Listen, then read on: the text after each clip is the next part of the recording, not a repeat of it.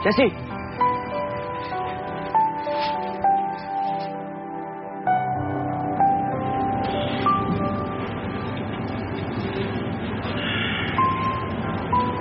Why? Iling kasal na kasi ako eh. I'm sorry. I'll take care of the bill. I have to go.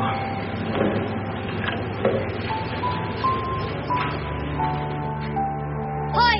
Ang sama talaga ng ugali mo! Shit, ang ginagawa mo dito? Dapat ako magtanong anong ginagawa mo dito. Bakit mo sinasaktan yung best friend ko? Nandito si Jessie? Oo, nandito siya kanina. Ngayon, wala na nang dahil sa'yo.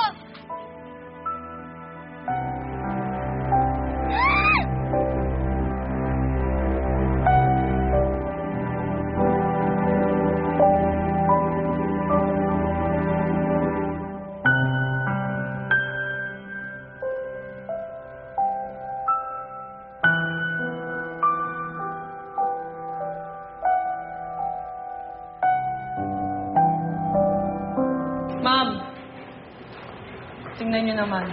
Tingnan nyo. Ang lakas nyo sa akin. Pinunta ko pa to dito para pirmahan nyo lang. Napakabait kong empleyado. Going out of my way to fulfill my duties. Naku, Maya. Alam ko naman yung pinunta mo dito eh. Makachismis ka lang. Alam mo, Miss Elaine, sumusobra ka na. Bakit lagi mo iniisip na ganyan akong tao? Naasan nga ba si Papa Justin? Akala ko magkasama kayo. Kakaalis lang. Sayang. Siya pa naman ang pinunta ko dito. Sabi ko na nga eh. Iwan mo na muna ako. Kahit magalit ka sa akin, hindi ako aalis dito. Alam kong kailangan mo ng kasama ngayon.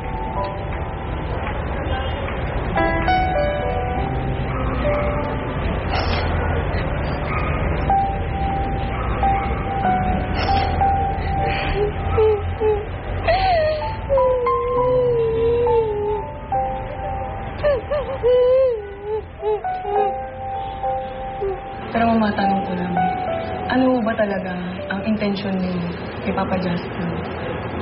Kasi dati-rati, ni-snub niyo lang yung mga pagpaparamdam niyo sa inyo. Ngayon, kasal na siya. Kaya kayo ng yaya lumabas. Hindi niyo ba naiisip na baka huli na lang lahat? Ngayon, by the looks, parang mahal niya na si Jess. Matagal na akong mahal ni Justin. Hindi si Jessie. I can make him fall in love with me again. Believe me, Maya. Gagawin ko lahat. Lahat para mabawi si Jessie.